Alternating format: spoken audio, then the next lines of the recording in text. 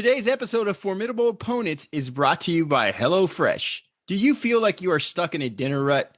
With HelloFresh, you get fresh, pre-measured ingredients with mouth-watering seasonal recipes delivered right to your door. Skip all those trips to the grocery store and count on HelloFresh to make home cooking easy, fun, and affordable. You can now enjoy cooking and get dinner on the table in 30 minutes or less. With over 25 recipes to choose from each week, there is something for everyone to enjoy. All recipes are designed and tested by professional chefs and nutritional experts to ensure deliciousness and simplicity. Our show is about arguing the best, and I'm having a difficult time narrowing down what is my favorite HelloFresh meal. I love so many of them, but I have to say the Gouda Vibes burger with the tomato jam and the potato wedges is amazing. Couple that with your favorite beer, put on your favorite game or movie, you're in for a fun night topped off by an easy and delicious dinner. Go to the link in our show notes to get $80 off, including free shipping on HelloFresh, the #1 meal kit. And now on to our show. They're here.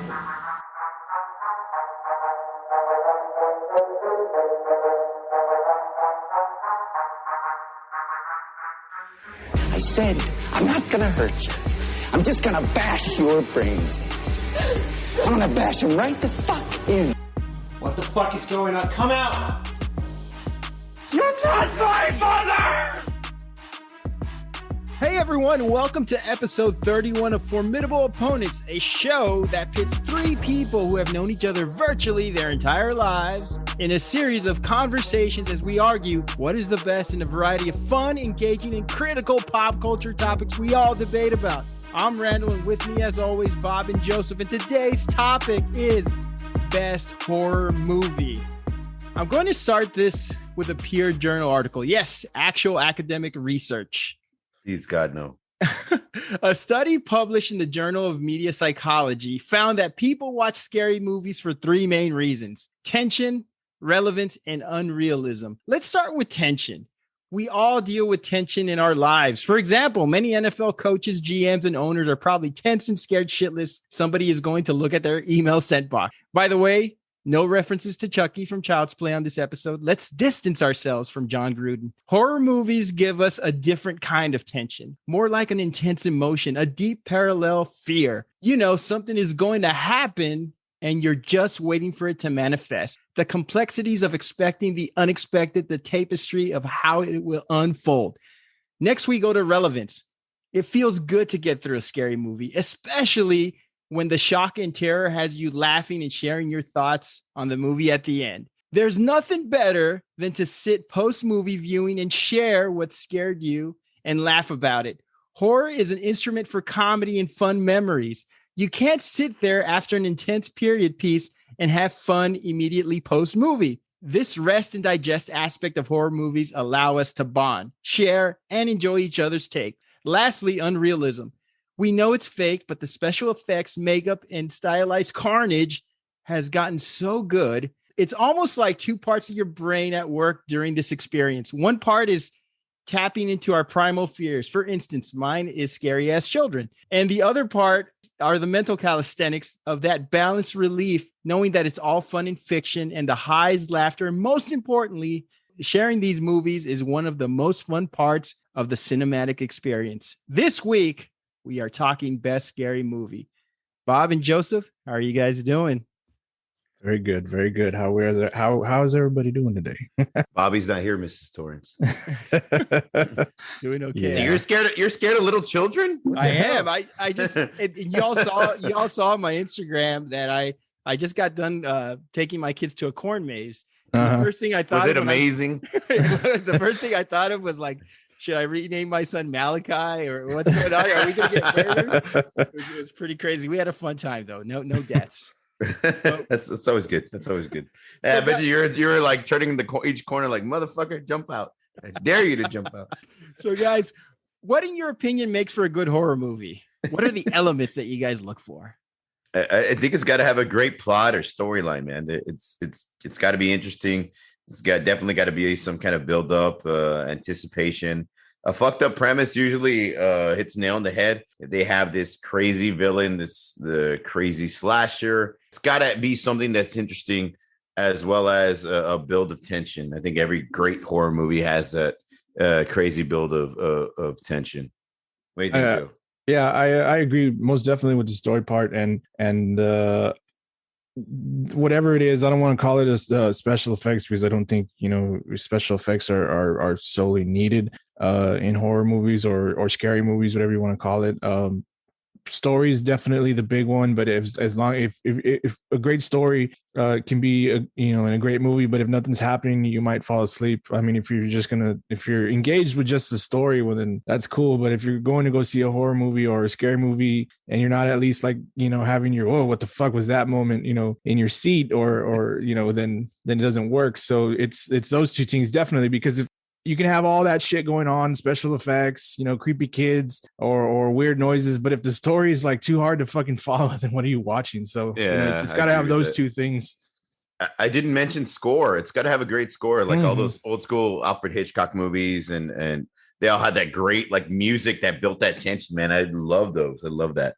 Let me ask you guys this. I have this on my notes. So I think rewatchability plays a big factor. And I understand that we all rewatch the movies we love, whether they're comedy, whether they're action or whatever. But I think it's different for a horror movie. Like, for instance, I like the Matrix movies. I can't rewatch them. I like LA Confidential. I can't rewatch it. She's Out of My League was a good comedy. I haven't rewatched it. But something about horror movies that lends themselves to watch it from a different purview the second or third or fourth, fifth time that you watch it. That first time you're watching it, it's almost like it's just the anticipation. You're not really studying it. I can only speak for myself, but those follow-ups, when you're watching it, you start noticing things. You start seeing the way the director and the writer sort of build things up. You start seeing the nuances. And I think that element makes horror movies, for me, the most enjoyable, is that you get to see things the way they sort of unfold from a different lens. For sure. Go ahead, just go ahead. Yeah, and I was saying I can agree with that. When I was doing when I rewatched these movies to get the refresher for what we were going to talk about and what we were going to discuss, I as much as I enjoy the movie that I selected, I looked at it and I appreciate it. And I don't know if that goes kind of to what you're saying. But I definitely appreciated and looked at and took more notice of the things that were happening, the things that were going on. Maybe it wasn't anything that I really saw that I was like, oh, I missed that from the first time that I watched it. I just saw how the pieces came together and how things were like so cool and just really, like I said, appreciated what I was watching and it gave me a different perspective, I guess, as we've gotten older. Horror movies aren't so.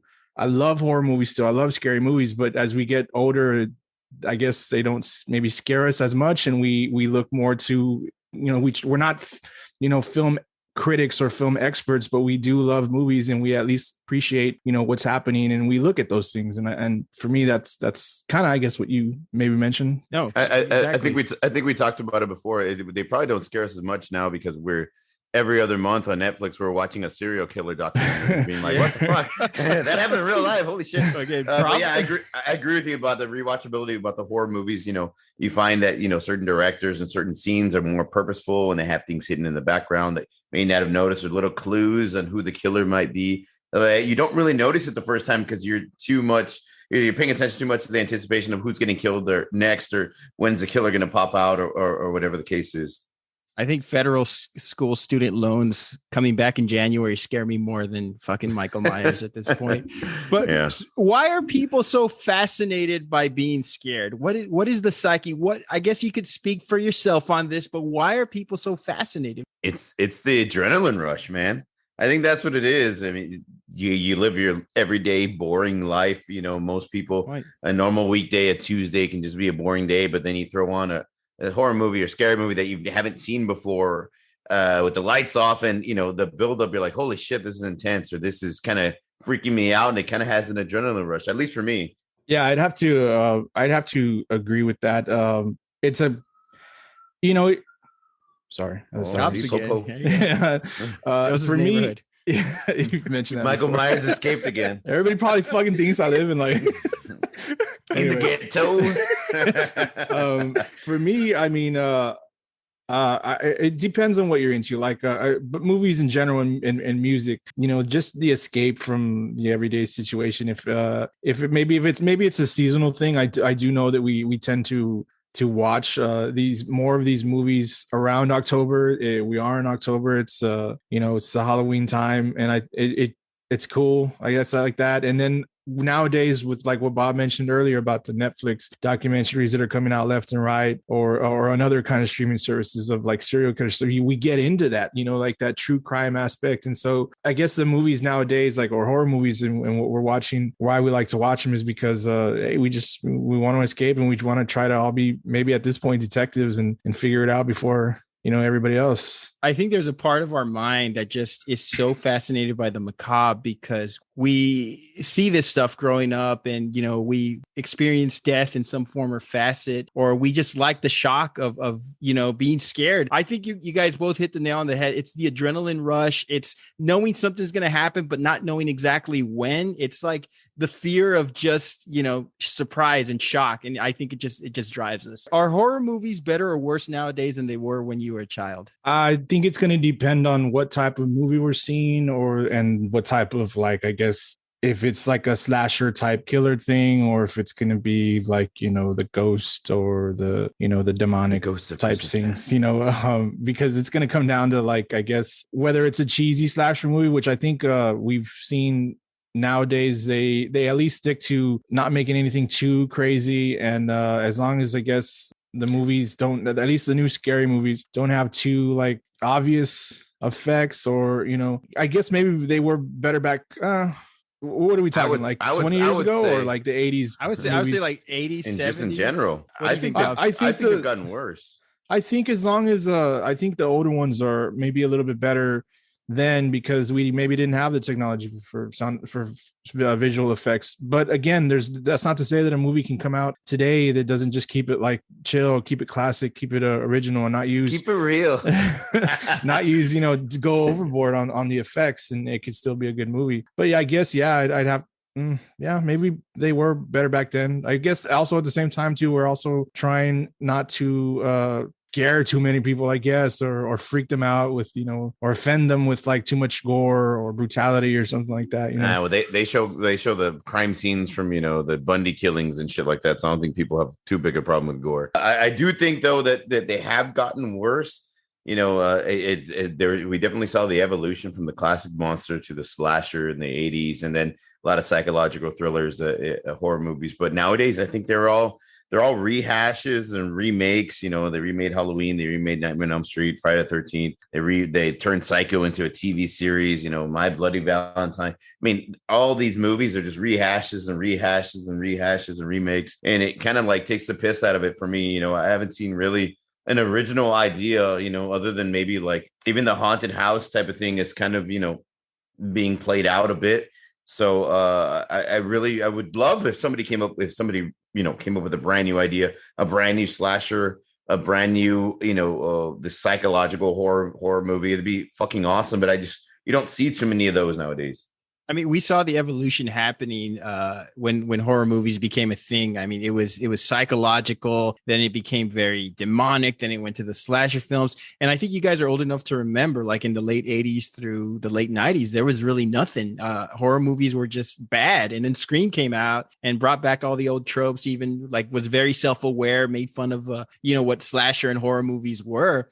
So, I mean, I think to answer that question, I would say, like, old school, psychological gore is better. But now everything is so advanced technology wise that it looks better. It's more stylized, but I think you're missing, like, the heart of the matter, or, like, the heart of it, I think. No, all I know is the werewolf transformation in American Werewolf in London. Yeah, I'd probably put that against anything werewolf transformation that they're doing in, like, with the CGI bullshit. I thought that one was amazing, and it didn't have, all they had was makeup artists. They didn't have all the CGI computer, whatever the fuck. I thought it was way better. And kind of just adding to what I maybe mentioned as far as, like, effects, like a recent movie, not recent, but, like, definitely newer, I don't know if you remember that movie that I think it was called like Unfriend, and the whole thing was like basically like a Zoom call killing movie. And I thought, I was like, this is so stupid. I don't want to fucking look at a screen. I barely want to see you guys for as long as we do on the screen. It was like everybody forgetting Sarah Marshall was like, yeah, turn off your phone. Movie's over. Your computer. Game over. But yeah, there was a movie that came out like that was like that. I think it was called like Unfriend or something. And it was basically like you went to the theater and looked at the screen and watched like a video conference call, and people were getting picked off one by one. Like, that's not a fucking movie. That's just so stupid. Like, I mean, so yeah, I guess that leads more to they were better back then than they are now. If you're gonna come up with that stupid shit, you can't beat it. The American Werewolf in London transformation. The guy responsible for that was a makeup effects artist by the name of Rick Baker. He also did Thriller. I think he won the Academy Award for special effects. He definitely did Thriller. Yeah, I mean, and it was just, I mean, he spent months and months for that 2-minute clip of David Naughton turning into a werewolf, which, I mean, I'll watch that like every now and then just to say like, wow, that was 1981. And that looks so good. It looks so realistic, and I got one better. Modern. I got one better. Uh-oh. Go ahead. It's Scott Howard turning into Teen Wolf. It's 10 times better. 10 times better. It's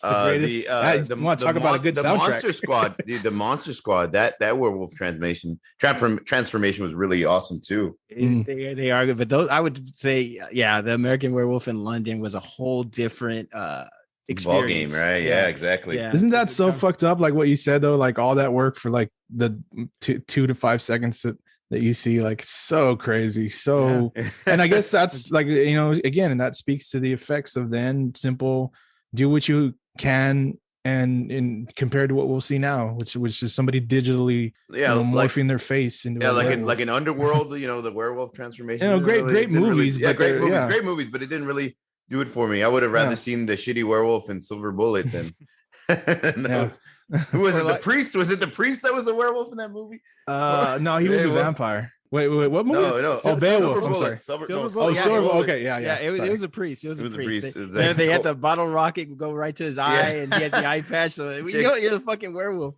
Corey Haim. Is Corey Haim right? Corey Haim. Yeah, Corey Haim. Gary Busey in that one. So Gary Busey. So the werewolf, how am I doing today, Gary Busey? The werewolf wasn't the most psychotic person in that movie. But great transformations. Let's talk about honorable mentions, guys. What are some of your honorable mentions for best horror movie? I have to say Nightmare on Elm Street was the original, was extremely fucking scary. That was one of the best horror movies of all time. Halloween, naturally. Psycho, Poltergeist 2, which I think Poltergeist 2 was way scarier and way better than the original Poltergeist. So you bring in that Pilgrim dude and Carol Ann and fucking scared the shit out of you. Yeah. A movie that I found extremely like horrifying and scared the shit out of me. And this one was not a recent one, but in the 2000s, The Strangers. Have you all seen The Strangers? That movie. That was a good one. Man. Great movie with Liv Tyler. Man. Yeah. That was a fucked up movie, dude. It scared the shit out of me. One of Simple those where Masks. they didn't have simple mask. Nobody said anything. No reason for killing, like no motive. It was fucked up. It's another great classic horror movie that's just amazing. And then I know you mentioned earlier Scream, that it brought back the slasher film and everything. I love Scream. I can't wait for January to go see the new one. For me, I had obviously Halloween. Mine are going to be probably those different. I really liked the Blair Witch Project. Back then. I have Nightmare on Elm Street as well. I'm going to go with The Conjuring 1 and 2. I think those two were awesome movies. And Annabelle Creation, not the first in that series. I know those are 3 movies are tied together. I think they're really good movies. Which one? Annabelle. Yeah, well, I mean it's a great movie, but I thought the what was it, the second one in the series, the Annabelle Creation? I thought it was I was talking about Chucky. Oh, I'm just kidding. And then 1, 2, like how Bob mentioned, just one out of nowhere, and it deals with something else, but it's just such a crazy fucking movie. The Fourth Kind, we've talked about this before. The Fourth Kind. I don't know if you've ever seen that. It deals with extraterrestrials and but it's that movie's so crazy. Like if you haven't seen that movie, that movie's so awesome and so like out there and messed up kind of visually. That one scene where like it possesses the chick and he's like talking that's fucked up. Go out there and check that movie if you can.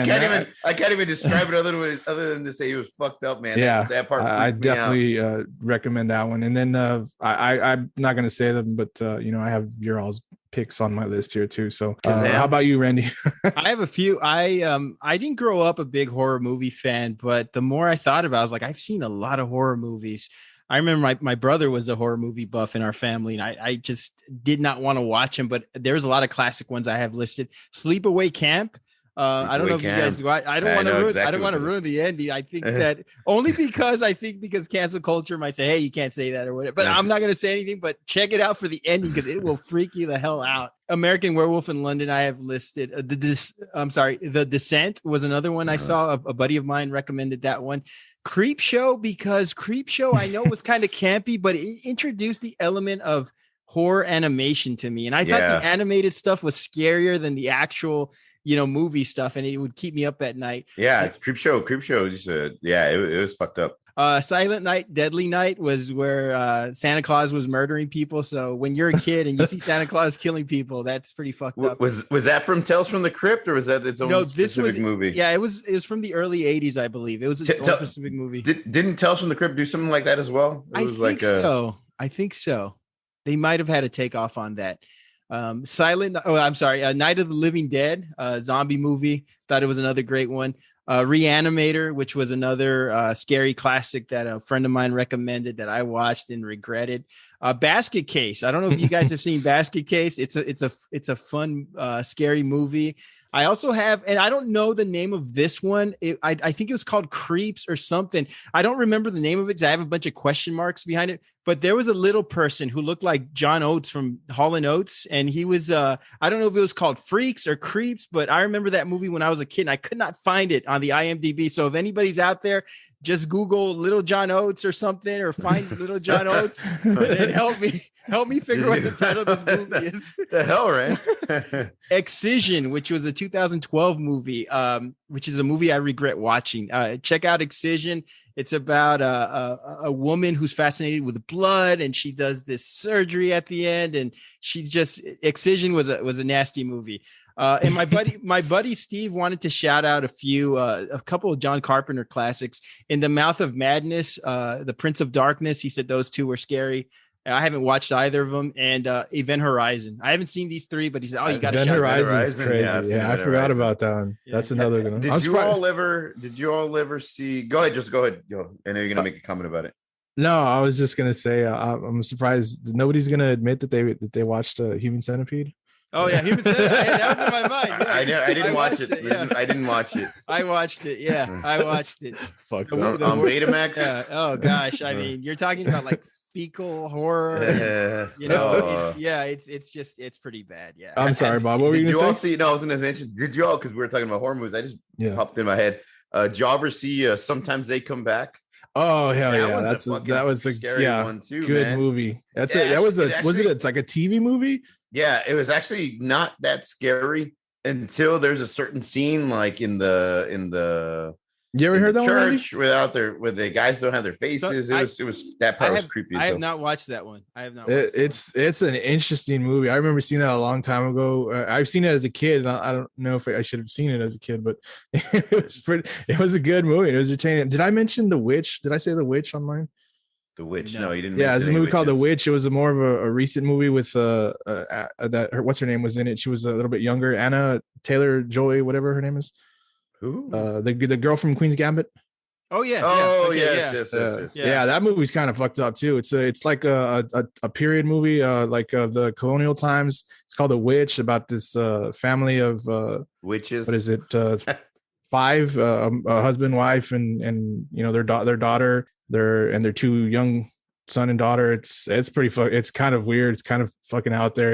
It's simple, but it's messed up. Like, it's kind of cool. It's a good movie. I thought it was awesome, but really kind of psychological one too as well. Right now with my kids, we just took the step towards Addams Family. So we're right there. We're safe. All this other stuff. The animated one or the Raul Julia? The Raul Julia. Oh, the classic. That's the best one there. They love it. And love that guy. Is this too crazy for them? No, they enjoy it. They call Lurch Frankenstein, but we'll correct them.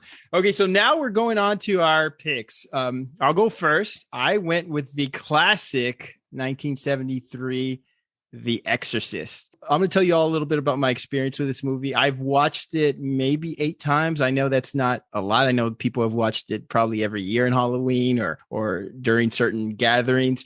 I saw this movie, I think first when I was about 12, scared the shit out of me. I mean, and Bob, you shared the story about your Uncle George having to sleep with a shotgun under his bed. His bed after watching. I remember this movie legitimately. I did not sleep that night. I couldn't sleep that night. And I think I saw it one other time when I was 17. When I worked for a college, we wanted to do a scary movie night. And they had asked me to find a scary movie and I'd have to, show it at the auditorium. And I picked The Exorcist. So I had to get the rights for it, get the DVD sent in. So my boss had said, wow, we paid a good amount of money for this movie. And I said, well, yeah, it's The Exorcist. It's one of the best horror movies of all time. And he was like, we got to show this 4 or 5 times. We had this for 24 hours. I was like, yeah. So I had to sit there in the auditorium and play this for 4 or 5 times from 9 a.m. to 9 p.m., having to watch The Exorcist over and over. And I never moved. I just kept on studying this film. And I was still freaked out. I was still scared. It was just crazy. It was released in December of 1973. Everyone thinks you should release a horror movie in October. Wrong. Release it in December. It's cold. People are cheery. They're celebrating Christmas. Catch them off guard. There's something very scary about the 1970s decade. I remember being in elementary school in the 80s, and they still use 70s films for lessons on stuff like hygiene, kidnapping, and shit like that. And all these public service films were fucking scary, even though they weren't supposed to be. They had this grainy texture, and all the male leads looked like serial killers. There was that creepy flute that played underneath every 70s film. And the 1970s, I don't know if you guys agree with me on this, the 1970s were the least attractive decade as far as people go, in my opinion. Not a lot of good-looking people around in the 1970s. You had John Travolta, Farrah Fawcett, and that's about it. Everyone else looked like uncaptured members of the Manson family, tinted glasses and feathered hair. And that was like the captain of the football team. It was reported that some members of the viewing audience suffered from things like fainting and vomiting. I know what you're going to say. That's no big deal. These are things that can happen during a Backstreet Boys concert, but I'm not done because the cinematic neurosis of this had people were having heart attacks and miscarriages when they were watching this movie. Crazy, right? People lobbied for this movie to be changed to an X rating, like Showgirls. Only in Showgirls, Elizabeth Berkley didn't furiously violate herself with a crucifix. Anyway, she did it. I think they cut that one out. Neither did Gina Gershon. Okay, the first horror movie film to be nominated for an Academy Award for Best Picture, and it won for Best Adapted Screenplay and Best Sound. It was the highest grossing R-rated horror film, until the release of It, so it held that title for 44 years. Let's talk a little plot. Catholic priest Father Marin, who we see again later on, conjures up he finds this demon sculpture on an archaeological dig. So we know something's about to go down later on because they're setting the tone. Meanwhile, in Georgetown, an actress is filming on location. She's filming on location in Georgetown, and something strange is afoot. There are many weird things going on, and her daughter, Reagan, is talking to an imaginary friend named Captain Howdy. Nobody makes a big deal out of it yet, right? And Reagan begins to act strangely. She's volatile. She's hostile. She's cursing at her mom's friends. She's peeing on the floor for attention. Regular preteen stuff, so nobody gives a shit at this point. We find out that Reagan is possessed by the demon Pazuzu. I know that sounds like the ice cream cookie dessert from the BJ's restaurant, Pazuzu. I was there this past weekend with my family and my buddy Steve. We had a nice Pazuzu after our avocado burgers. For those of you who don't know what BJ's is, it's a restaurant. It's like an upscale Chili's. It's the kind of I love it. It's the kind of place you would take a date you met on an online app, and you're not too crazy about this person, but he or she is the best option for now. So you don't want to spend too much money. And this person looks like they'd enjoy splitting a nice Pazuzu. So I would, recommend the chocolate chip one. I'm not down with a snickerdoodle. Anyway, back to the movie. I hope they're paying you for this shit. Okay, the possessed Reagan does the following. She kills her babysitter, makes it look like he threw himself out the window. And it's recommended that an exorcism takes place because she's levitating. Things are going crazy. This is where we meet Father Damien Karras, one of my all-time favorite horror movie characters next to Dr. Loomis in Halloween. I thought Damien Karras was great. You don't get many deep, flushed out characters in horror movies, but Karras was excellent. He was battling another demon, an inner demon, and questioning his own faith because he blamed himself for the death of his mother. The battle between Reagan and Karras is epic cinema. This is where the movie goes beyond horror, and it's man versus supernatural. It's man versus himself. Just great conflict cinema. Karras is outmatched, but calls on priest Marin, who we met earlier, who takes the wheel of the exorcism. And the ultimate mindfuck, the demon impersonates Karras's mom, deceased mom. It's crazy. Why you do this to me, Dimmy? Yeah, it's just an incredible scene. Probably one of the scariest parts of the movie. Forget the crucifix, the head spinning, the pea soup, the levitation, the talking backwards. That particular scene was the most intense and the most horrifying. Marin dies from a heart attack at this point, and I almost do too. At this point, Karras is so emotionally charged, he wrestles the demon. The demon enters him, and the ultimate sacrifice, Karras throws himself out of the window so the demon doesn't kill Reagan. Reagan has no recollection of this, but the whole exorcism scene, that the buildup, the storytelling, the horror of an innocent child being enraptured by a demonic entity was so horrific and so memorable. I mean, when we think of scary movies, guys, we think of The Exorcist automatically. It's still parodied. It's still mentioned. It's still showed. You're talking about decades and decades. We're almost 50 years past the making of the movie, and it still holds up as one of the best, or in my opinion, the best. And that's why I listed it as the best horror movie. What are your all's thoughts? You definitely hit the nail on the head. It's one of the scariest horror movies, at least when I was a kid. It was a movie that scared the living shit out of me. I still can't believe they killed Cheech Marin at the beginning of the movie. That sucks. The priest. But other than that, you mentioned Captain Howdy. I was like, is this guy talking about Pee-wee's Playhouse? What the fuck's going on? Captain Howdy. It really is one of those movies, man, that just scared the living hell out of you when you were a kid, because it was one of those things, because you start talking about religion and possession, and they make believe like this shit could have possibly happen in the movie in real life. So it wasn't the slasher film, which I was introduced to first before I actually saw The Exorcist when I was in junior high. It's a pretty fucked up movie. I mean, it is. Having watched it as I've gotten older, it's still pretty fucked up. It's still pretty scary, but some of the effects are a little more laughable now. And then, reading about how they use the green dye in the oatmeal for when she spit up on the dude, and different things. Like I said, they talk about the crucifix and the head spinning around like the plastic doll that they use. The effects for it were a little bit cheesy, but it's really hard to argue against that one. It really was one of the scariest movies I saw at that particular time. Again, but as I got older, it seemed to wear, and I wouldn't say wear off, but it's not as scary to me, considering a lot of the different ones that I've seen since then. Definitely, it was one of those things. Like I said, my Uncle George slept with a shotgun under his bed after just seeing it at the movie theater.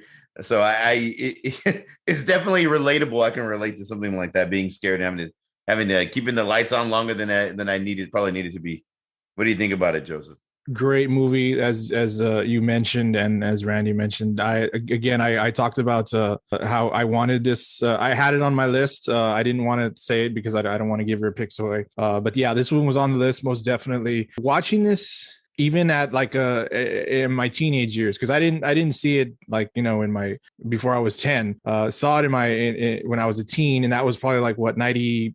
In the 90s, and so seeing that it came out in what was it, 73? Yeah, it's still fucking crazy, even though it came out almost 20 years, more than 20 years. The effects, I really love the simplicity of the effects for this being a 70s movie. And you can look to like the Evil Dead. None of us mentioned Evil Dead. That's a good movie, but that one coming. I love the Evil completely Dead. Forgot about the Evil Dead, released in 81. The effects in that movie, we do see a little bit of I know like in those there was like the clay melting clay, the stuff with they did some some stuff, like a Tool video. Like a, you know, so Gumby. so for the Exorcist to do some simple stuff like, you know, flipping the, you know, turning the head, that's fucked up. I remember when you see that scene, you like out of nowhere. No, she's crawling backwards on. Oh yeah, you know, that the spider walk, which I don't think was in the original release, right? The theatrical one, and then seeing it later when it, you know, release it in the, you know, the 20th anniversary one, and that's pretty fucking crazy. And the overdub, like you mentioned, of his mom's voice. I mean, that's some messed up stuff, and they did pretty good with the makeup and everything. And well, Reagan's the actress, who was it? What was her name? I can't remember. Linda Blair. Well, who was doing the actual acting of the? I don't remember. I know there was a stand-in for. That person or whoever, that, you know, and just awesome, and the way that they spoke. And honestly, I think we're gonna, at least I will, for every film that we're gonna discuss, I love them all. So it's hard to argue anything against it. I don't think I really can, other than just like I don't know. I mean, maybe maybe I won finally. Maybe we shouldn't have. I think it's a great movie. I was going to mention before. It's a great. I think it's more for me at least. It's better known for its one-liners. You know what I mean? It's like the most quotable horror movie. You know what I mean? Other than it was scary. No, it's not the scariest movie I've ever seen, but it was pretty scary. But with all the one-liners, like the "Why you do this to me, Dimmy?" and "Hey, your mother's in here." I know they priest and an old priest. I know, I know it's parodied a lot. I know they take lines from it and make it turn them into a comedy, or use it for comedy, comedic relief or whatnot. I remember what is that? Scary Movie 3. Scary Movie. Was it 2? No, I think it's Scary Movie 2. I'm not sure. With Andy Richter. Where what's it? Yeah, and the priests, they're like, I don't know, it's funny. I mean, she's like shimmying, or she's like shimmying at him, and like the priest starts like going. It was, what's his name? James Woods. Marlon Brando. No. It was James Woods. I think so. It was James Woods. I mean, it's funny. When he's doing that whole scene where he's in the restroom and he's taking his shit, and he's like, please, and the flies are coming around. Like, the way they parodied it, I guess, is the downfall, because it was such a good, or not a downfall, I guess the thing against it, because I thought it's such a good movie. Like, why do that? Like, I mean, yes, I'll agree. I laughed at those parody moments. It's kind of, I mean, well, every movie, I guess, can be parodied. You can make something funny out of everything that we're going to talk about. So I guess that's all I can say about that one, really. I mean, it's a great fucking movie. Wow. I remember it. Go ahead.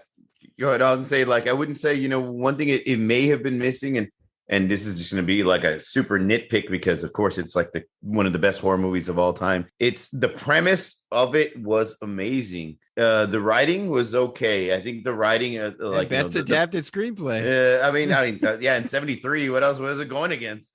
I have to look. Yeah, you know what I mean. But the premise of the movie is completely. I mean, just hearing the premise of it before going in to see it, you're already fucking scared. You know what I mean? Mm-hmm. So it had that. It really did have that going for it as well.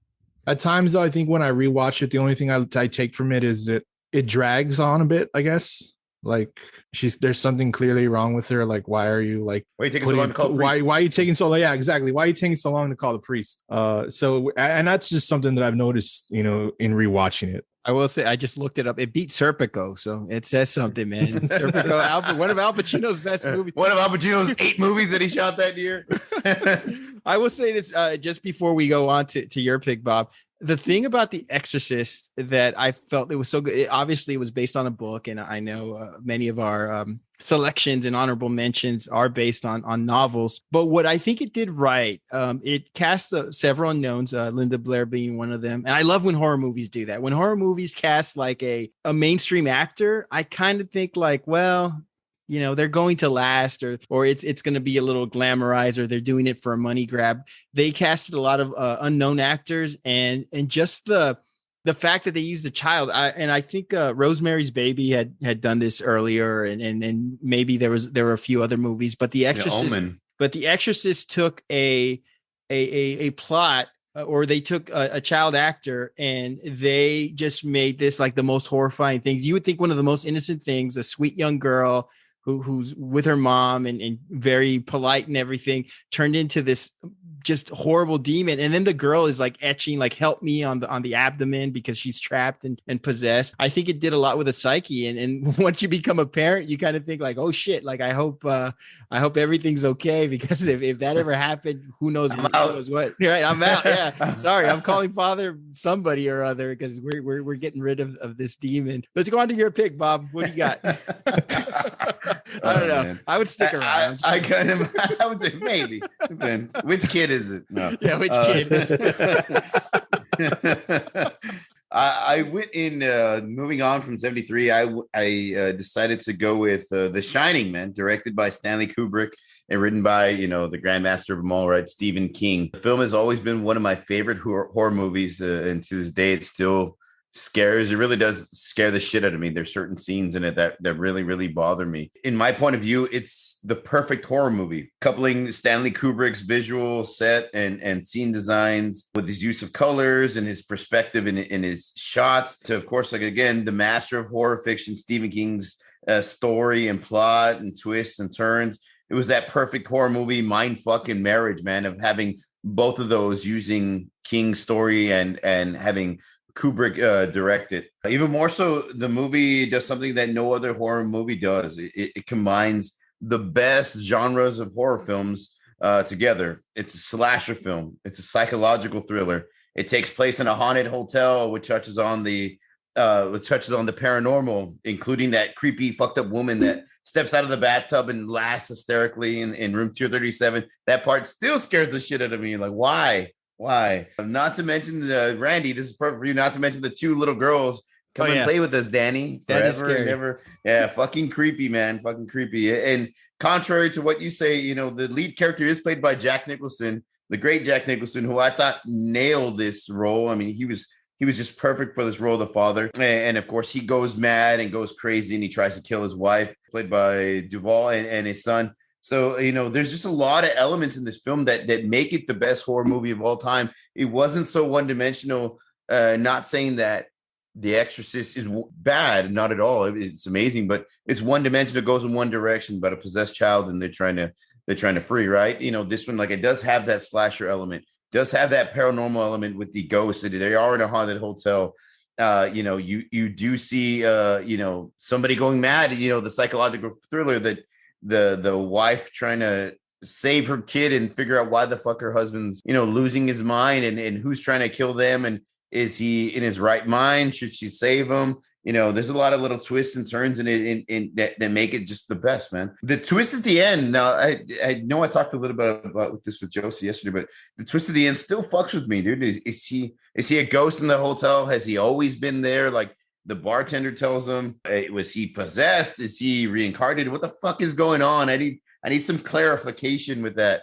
Maybe y'all can shine a little light or give me your opinion on that. But I really do think this movie just had a different element. The writing was amazing. Like I said, the movie set, the picture quality was awesome, man. I love the scenes, the way they shot the scenes. It's quotable. They have the "Here's Johnny." I love the quote when he's walking up the stairs and he's like, "A light of my life, give me the bat. I'm not going to hurt you. I'm just going to bash your brains. I'm going to bash him right the fuck in." I love that. Fucking creepy. And the way he does and the way he says it is perfect, man. Jack Nicholson nailed that role. But it's always been my favorite horror movie of all time. It's the best, man. I have to watch it every year. I usually watch it a couple of times during October. Every single year. It's one of my favorites. And it was like my go-to. I knew I was going with this pick.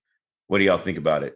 Another adapted screenplay by Stephen King, the master, right? Yeah. I mean, it's a great movie. I think we're going to do this a lot because we're in the Halloween spirit. We're watching these things, and a definite rewatch.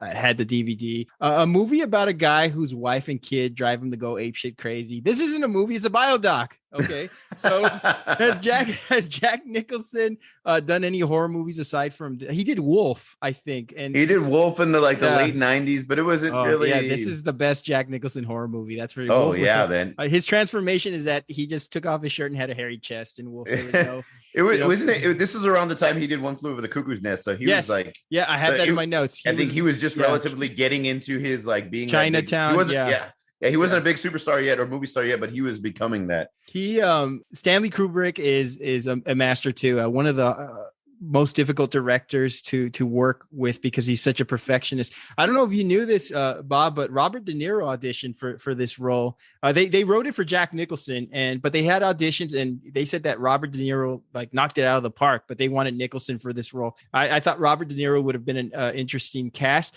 I think he probably took a lot of that to Cape Fear, which was an amazing. Oh yeah, movie. Cape Fear was amazing. He was These awesome. these ghosts.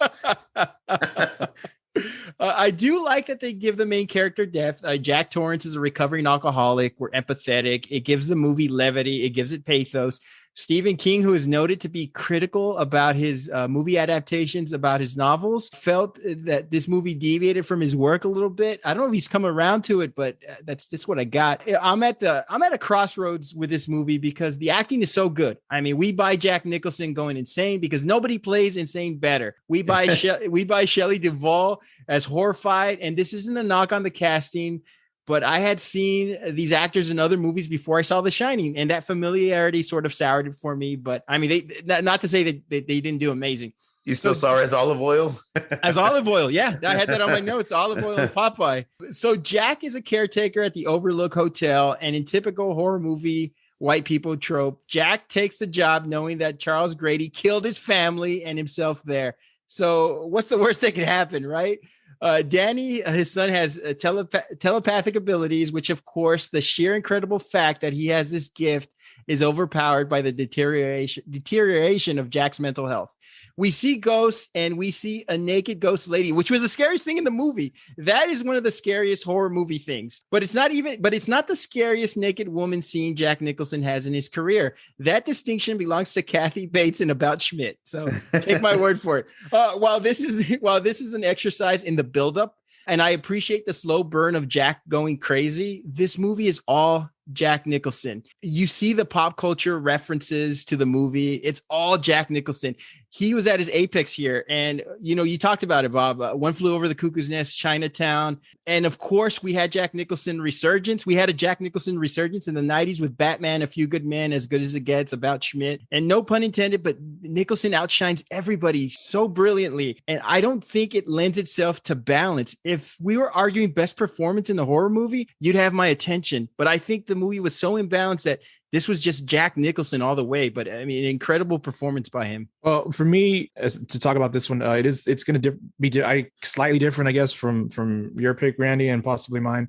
Simply for the fact that we're not sure what we're dealing with, or maybe we are, and that's what's cool about it, I guess. The house is, the hotel is clearly haunted. We know that. There's some that will argue or debate nonstop, and we debate about it, like Bob mentioned the other day. Exactly what the fuck is going on with him? Is he, like you mentioned, is he dead? Is he not dead? What the hell's going on? People will argue whether or not, I don't know if you find the character of Jack Torrance, excuse me. I don't know if when you first watched it, you thought he was a sane person prior. I know you said he's a recovering alcoholic.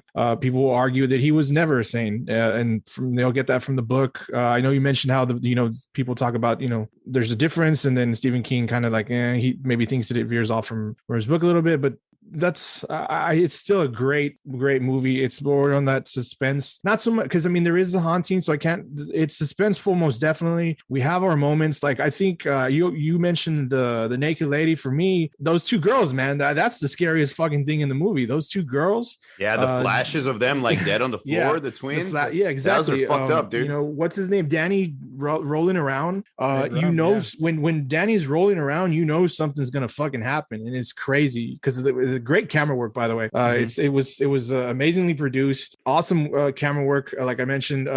But yeah, Danny, the character of Danny, seeing those two girls, and then the flashes of, it's not them, but I know they threw some dummies, but the flashes of the two girls, dead on the ground and blood, and I think that's the scariest fucking thing of the movie. What about the dog? What about the dog? When Shelley Duvall's running through the hotel and she sees the dog and the guy in the suit, I guess they're fucking around.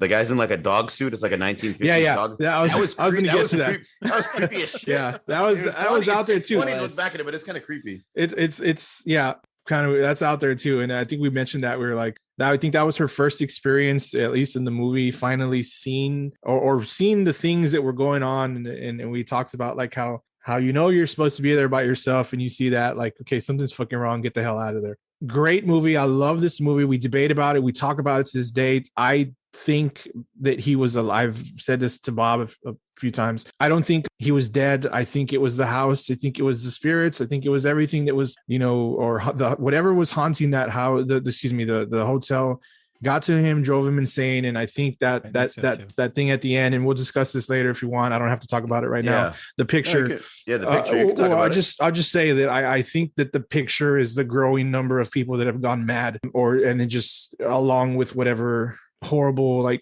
things that have happened there. So I to me, he was alive. The house. Sorry. I think it's that. I think it drove him insane. It drove him to the spirits of the hotel definitely had that influence on him. My only con is I love Shelley Duvall. I love Olive Oil, but the constant crying and that's my only negative. Like lady, come on, like stop crying and do something, or like you're always running around with the bat. Yeah, I mean, we talked about that. We're like, she fucking got him. You fucking. I love how he's like real confident. She hits him in the hand, and he's like, "Hey, what the fuck?" And then boom, and he rolls down the stairs. I think I've read that she was so messed up from that film that she was. It affected the rest of her career. I mean, you had to do Olive Oil after doing The Shining, because I mean, geez, you had to turn it 180 because that was an intense. I don't think she ever recovered her career or anything after that. It obviously played a big psychological role. It was a big psychological role for her to play.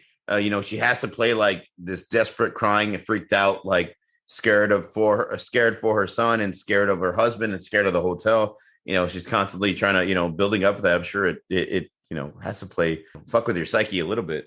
That's my only con with her of the movie is just her character's psyche the whole time. But I guess you can kind of explain it to that. But aside from that, the fact that we talk about this movie, we debate, we still talk about what exactly was going on, what the fuck happened at the end, how do we explain the end, what does the picture mean? I think this one's a classic, and we're always going to discuss that, and that's why this one's a great one. This is one of the best of the ones that we're gonna the ones we mentioned, the ones we discuss, and it goes on any list, to be honest with you.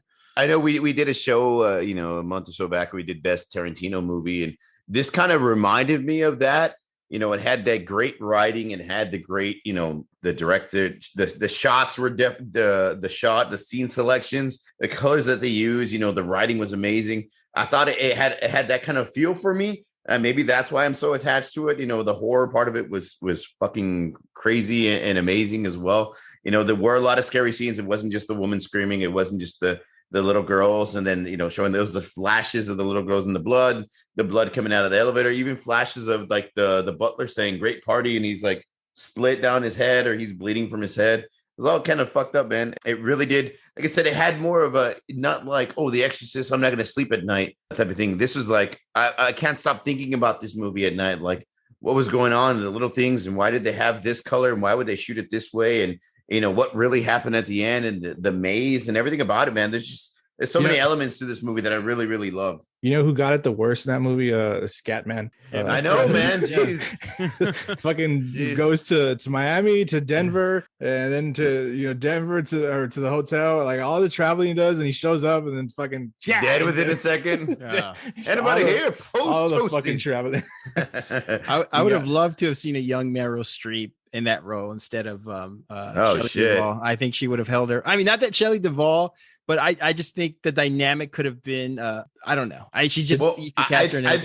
honestly think that she nails it. I think that she becomes, I know Joe said like, after a while you're like, Jesus Christ, but I think she nails it. Like she looks completely broken down and like freaked the fuck out. Would you if you had somebody like a Meryl Streep, I think would have done an amazing job, by the way, but like, then what kind of movie is it? We had talked about casting some of the unknowns for some of the makes the movies a little bit better. And, Shelley Duvall at that point in time, she was a major star at that point. So maybe, I think it fit. I think it really worked. Desperate Housewife. Then she's like, I don't even know how to explain it. She looks like the type of person that like, oh yeah, my husband's a fuck up, but I'm still with him. That type of thing. So like she wants to believe him, or she wants to side with him, but she's also scared of his ass, but she can't leave him, that type of thing. I think she plays that role perfectly. I'll give you that point. Yeah. And this is the second time we've done a movie, a podcast where the guy freezes at the end, Bob, that you choose. It was Leonardo at the Titanic. Jack, and they're both the same guy, right? At this point, Leonardo DiCaprio's kind of morphing into Jack Jesus Nicholson. Christ. They both froze at the end. And all because of their wife, all because of their loved one. They froze. Damn it, Rose, you jerk. Joseph, let's go on to your pick. All right, so going with more of early to late 2000s, or not how we mentioned, the 90s, we didn't really see anything. So jumping to that time in cinema history, I went with Paranormal Activity. Really great film. Really I love it. It released in October 14th, 2007. I think it worked out perfectly. I remember the build up to this movie. I remember seeing the promos for it online, the stuff that they're releasing. I think it had a great campaign for it, advertising. And then when it was finally, and then coming out in October, I guess was the Halloween time. I thought it worked out great. So one of my all-time favorite scary movies or horror movies, however you want to call it. I believe it's a genius small horror film, so well made that it's actually pretty scary. How it was made, very, very simple. It's billed as the quote unquote real thing. And it starts out without any normal or conventional opening or closing credits. It starts out with a thank you to the families of the subjects of the film. It ends just as simple and mysterious as it opened. The end is just a quick summary of what happened in the next few days and the current whereabouts unknown type thing from one of the main characters. It's not the first of the found film genre stuff. These type of films in some way or another go back, as far as the 60s. And it's not the first horror or scary movie of found film type. We had that. There's plenty of that from other countries, and in America, we had one of the most famous ones, or one that you can kind of say started this type of trend that we kind of still see today, but we saw a lot of it, which was the Blair Witch Project, another great film that I really liked. I think because of the cameras available at the time of the 90s, that one suffered a little bit, but it's still good. Maybe if it had the newer technology, it would have been a better film. So Paranormal Activity, the movie centers around the story of a young couple named Katie and Mika, who are haunted by a supernatural presence in their home. Mika sets up cameras to try and document what's going on, what might be haunting them. So there is a story present here in the movie, but to explain it, it would all take a lot of time. But basically, so things go to hell for the couple, and some crazy shit happens, and the story gets more explained in the next 5 films. I'm sorry, I can't really explain the whole story of this film, right now. But I know that's a lot, but I enjoyed them, and it's something that you might like out there. I suggest going out there and seeing them all in the order of the release. Vudu has a bundle and save right now. I'm not trying to plug them, but I did end up buying that because I got all 6 films for I think it was like $40. So I thought it was really cool. The late Roger Ebert said it best, I believe. It illustrates one of my favorite points, that silence and waiting can be more entertaining than frantic, fast cutting and berserk effects. For extended periods here, nothing at all is happening, but believe me, you won't be bored. I loved how the director, Oren Peli, chose to film this, to focus more on believability rather than the action or gore. It's shot with home video cameras, and the dialogue was natural because there was no real script. The 2 actors, Katie Featherstone and Mika Sloat, I believe is how you pronounce his last name, they actually use their real names to give it more to give the story more believability. They almost did nothing, and it's perfect. And I think this kind of goes to what we've talked about already, these unknown actors. They were just theater students who auditioned for, I believe, for this movie, and it worked out great. And again, they use their real names. When you watch this movie, you're definitely on the edge. I remember when I watched it the first time, what am I going to see? What the fuck's going to happen? I remember watching this in the theater and hearing everyone around me almost losing it, at the little moments that were happening, not knowing what was going to happen. There's a real great clip of when they were first doing the advertisement, showing test screenings. You can find that on YouTube, and they have the cameras showing the reaction of the people in watching it. And it's really cool because they're losing their shit. They're freaking out. That's what got me to go watch this movie. It was funny to me, but to hear all of that actually going on around me while I was at the theater, but I was also very entertained and also wondering what's going to happen. Are we going to see this thing that's clearly coming up the steps in the dark because we can hear the footsteps? We don't know, but then suddenly there's a loud, shriek and then a bang. And if you're watching this at home or in the theater, you're going like, what the fuck? If you're seeing it at home for the first time, you definitely might freak out, especially if you got like the, surround sound going on. It's pretty fucking cool. For me, the simple things like loud bangs or lights turning on in the distance, that you only see through the lens of this stationed home video camera that's shooting one way.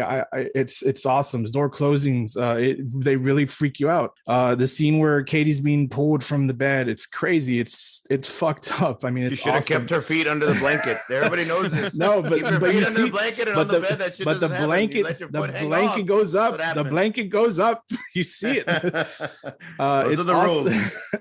It's crazy. It's awesome. The way it's shot makes it even better. Big budget movies can have like these crazy effects, but because of the big budget cameras, I think it looks entertaining, but it's not as creepy or scary as seeing it on a digital home recording device. Everybody out there, if you have a home security type device and one night you see something on that you can't explain, it's going to freak you the fuck out. And that's what this is. It's not secure, a Ring doorbell or security camera footage. It's an actual, home digital camera. So it'll look better than your security cam footage, but it's still going to freak you the fuck out. Anyway, it's raw. The film technique, I loved it. They just, again, they use that. And it's kind of basically just filmed by other than when it's stationary, it's filmed by the Mika character. And I think he did a pretty good job.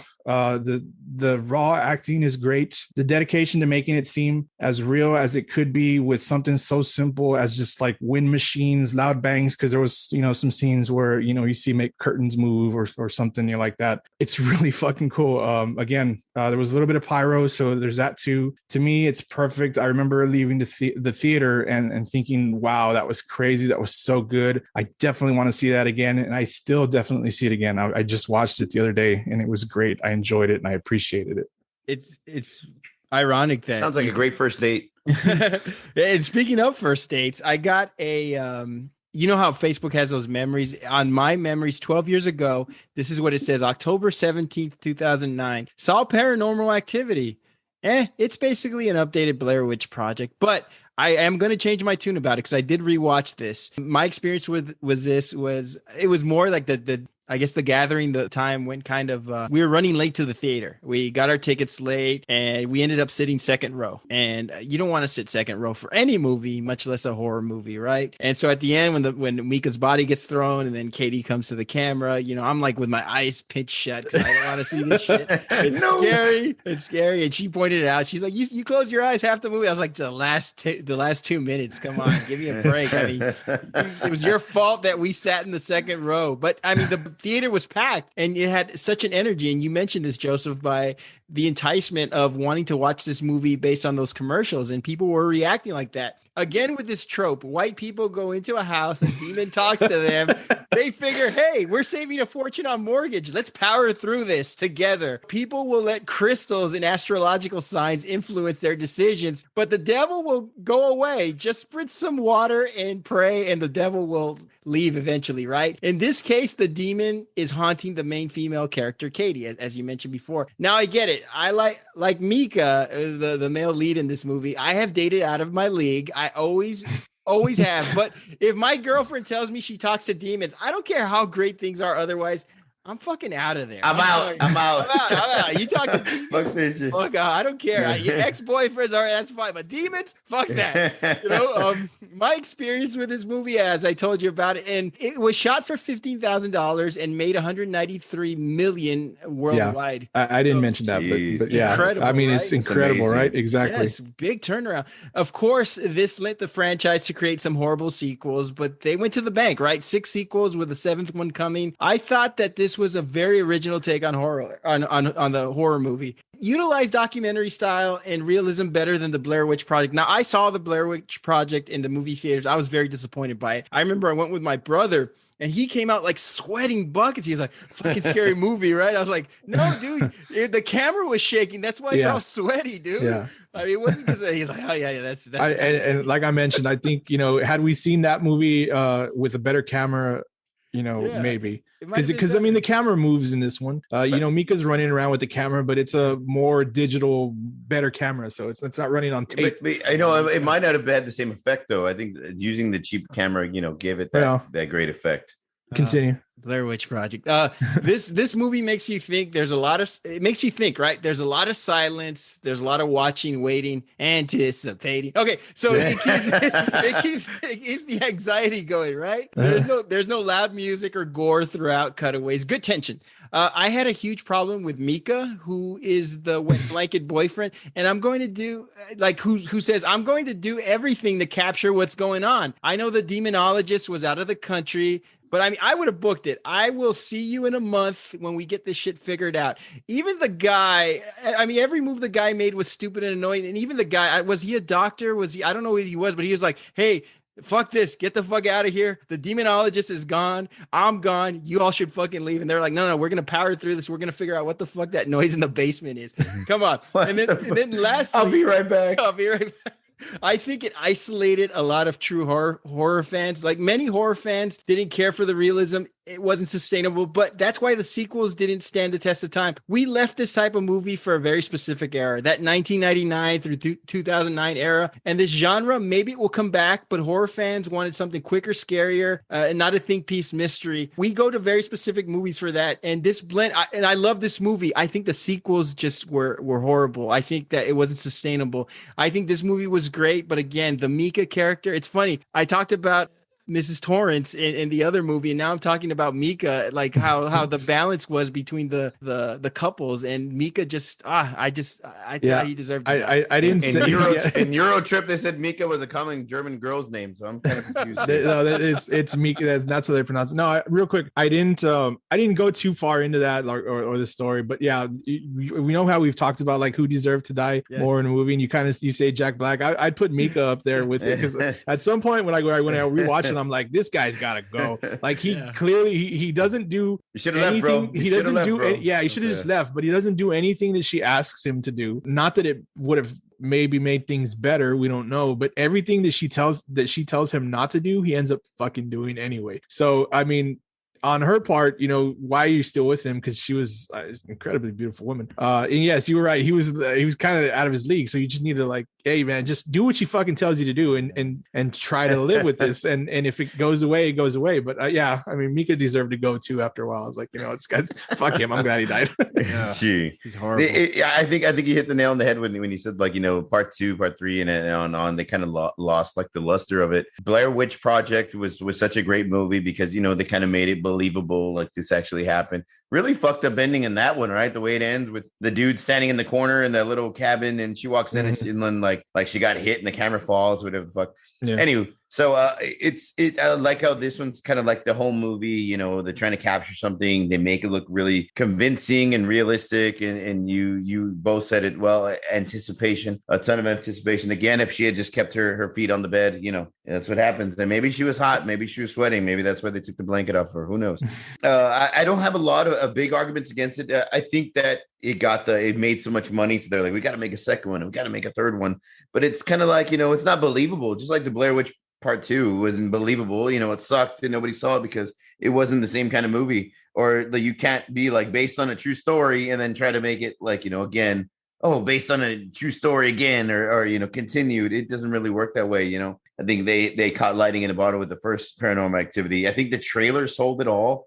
Using the audience reactions in the trailer or the commercials to get people to go see the movie was fucking genius. I think they're one of the first ones to actually do that. So I thought that they nailed it. I thought they nailed it with that. We do see a lot of, I don't want to say knockoffs, but we see a lot of those type of movies, the Conjurings, Insidious, Sinister, a lot of the haunted home, haunted house type of stories where, They buy a house, typical, like you said, a typical white dude. Oh, it's haunted. There's murders here. Hey, we got a great fucking deal. We gotta move in. Gotta get it. So I think it's been copycatted a lot, and I think it's been done and overdone multiple times. But it was a really good movie. It was really scary, as for the fact that it kind of makes it seem like it's realistic, like this shit could happen, and so it definitely scared the shit out of a lot of people. I know I watched it and first watched it. I was like, nope, I would have left. Nope, no, fuck this shit. Why would you stay in the house? And that you got that type of reaction, so you kind of get like, it's not like you're watching a movie where you're like, oh man, where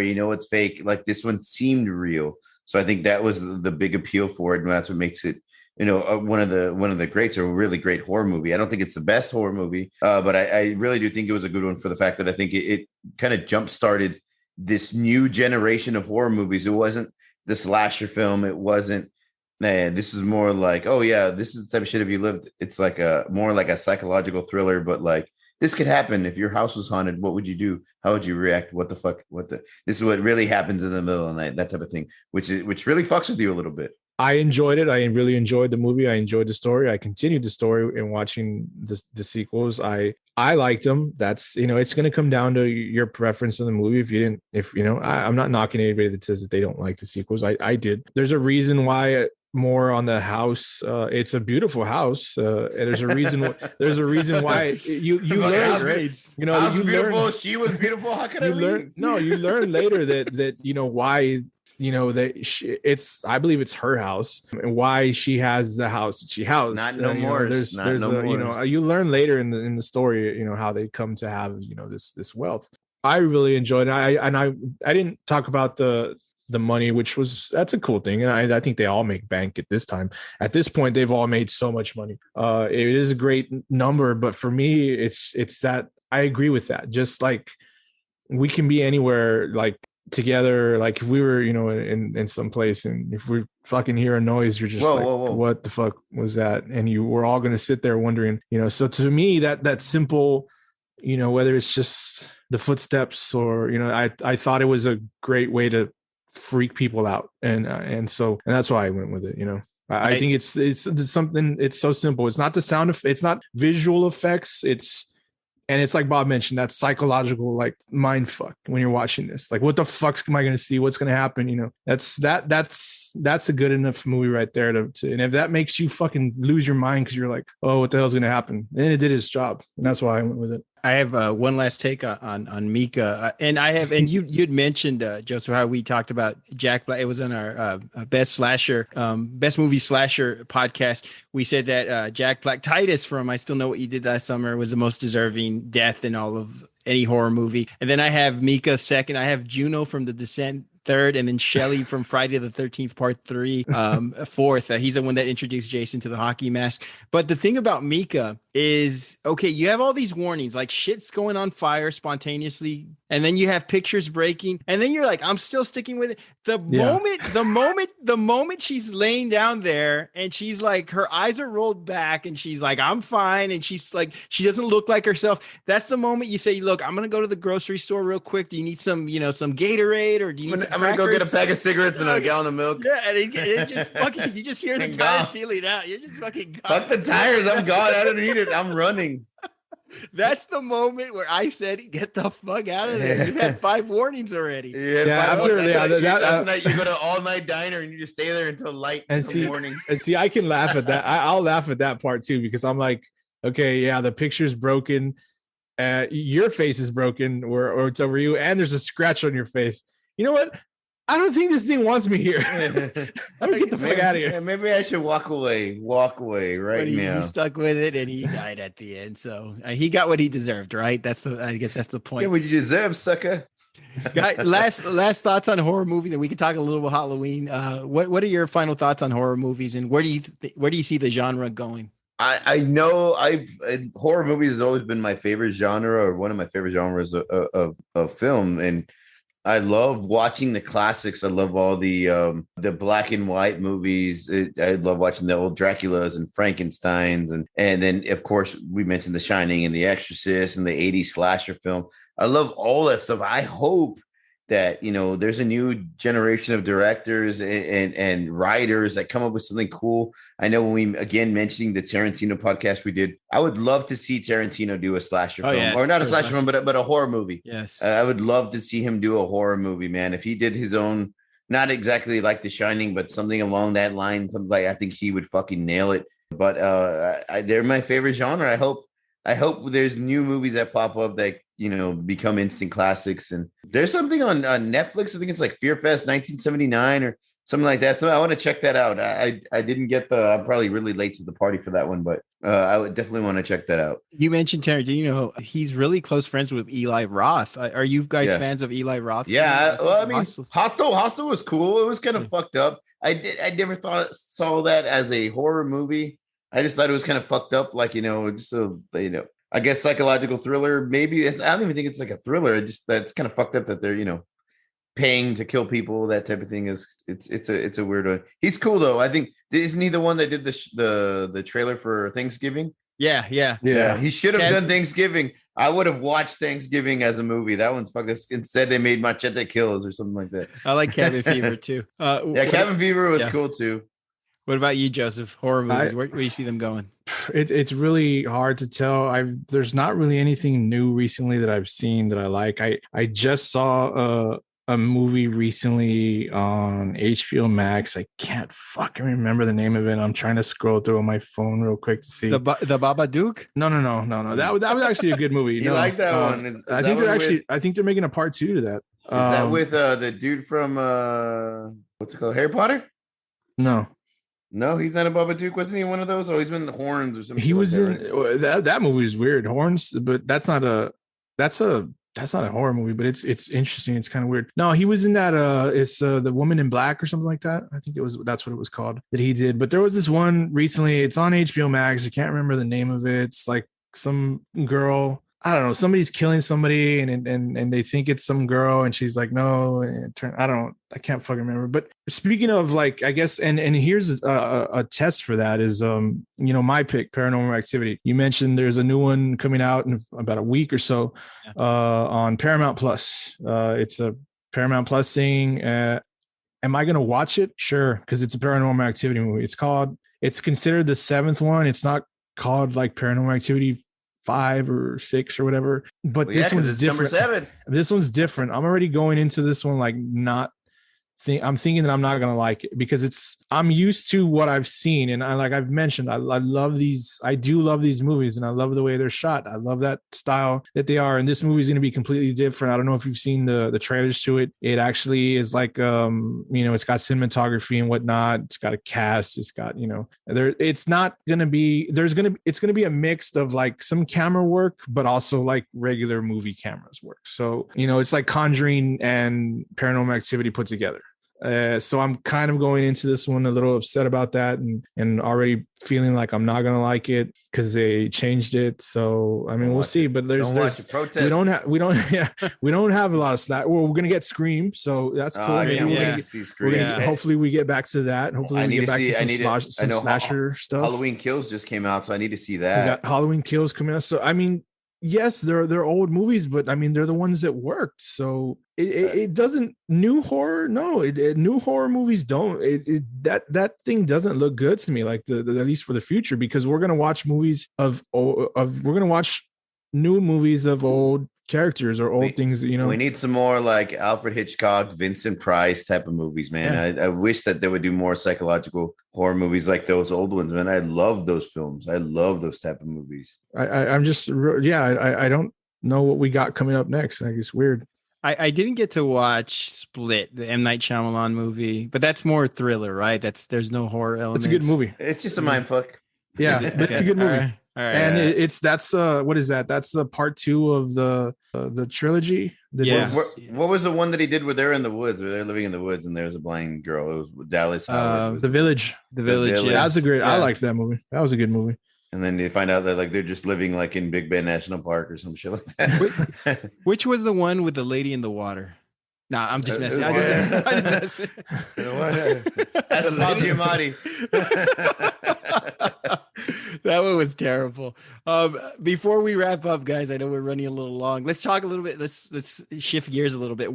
Best and worst Halloween candy. Give me we're gonna talk about this so that we're able to sleep at night, right? Yes, exactly. We gotta shift it. We gotta change it. Worst Halloween candy has to be candy corn, man. It's like fucking candle wax. I've said that over and over again. It's gross. That and then the best Halloween candy. Damn, dude. Tootsie Rolls, Sweet Tarts. Snicker, those. You know what it was? It was always the peanut butter cups, man. I love peanut butter cups. Yeah. You can't go wrong with peanut butter cups. For me, I gotta go with those. What are they called? They're the little ones that look like little pills, and they come in that little wrap thing. I can't remember. Your hood in the ghetto. That's why they you know which ones I'm talking about. You know which ones I'm talking about. Are they the chocolate ones? Like they're like no. They're not.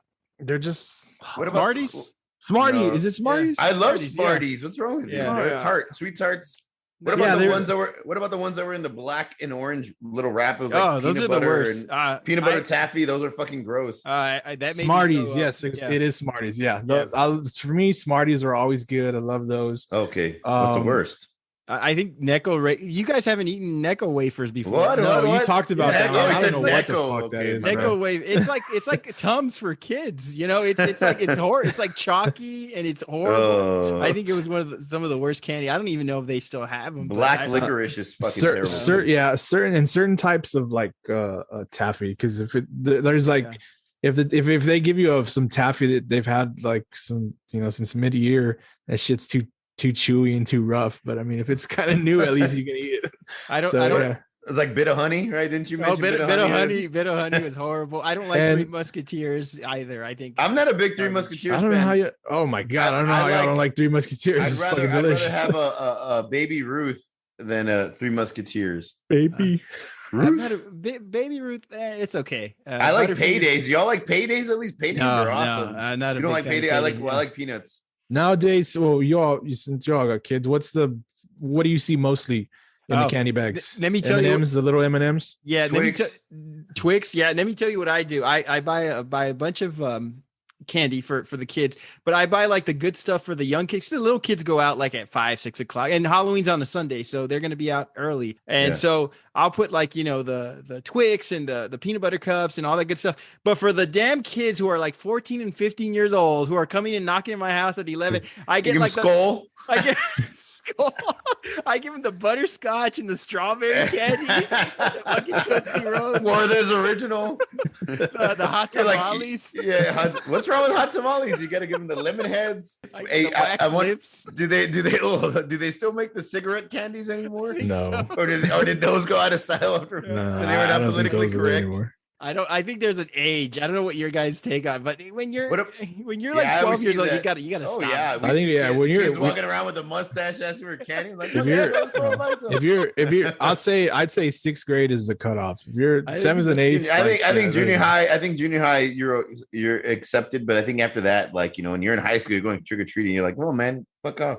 But what do you guys see mostly in the kids' bags? Like, what is it? Like, is it the little packets of M&Ms? M&Ms, nerds, yeah. Twigs, Kit you know what? I forgot. Nobody mentioned pretty much anything. You know what? Kat, Sweet Tarts and anything from the Willy Wonka. What about the Fun Dip? The one that was like, those were the fucking shit. It's like a sugar. It was like a sugar stick. And you dip it in the thing and the Fun Dips, man. Oh man, that's so. I'm gonna have to go look for that the next time. What's funny is they really marketed those fucking. It was like a pack of sugar. And you rip the top off and you just pour it in your mouth. Pixie sticks. Pixie sticks. And it's orange flavored. No, it's sugar, but it's the wrapper's orange. It didn't taste like fucking orange. What's the? Did you ever go anywhere where they gave you something that wasn't candy, like for Halloween? Like somebody gave you like pennies or somebody gave you like fruit. No, I never did that. Popcorn, maybe. I mean, popcorn's badass.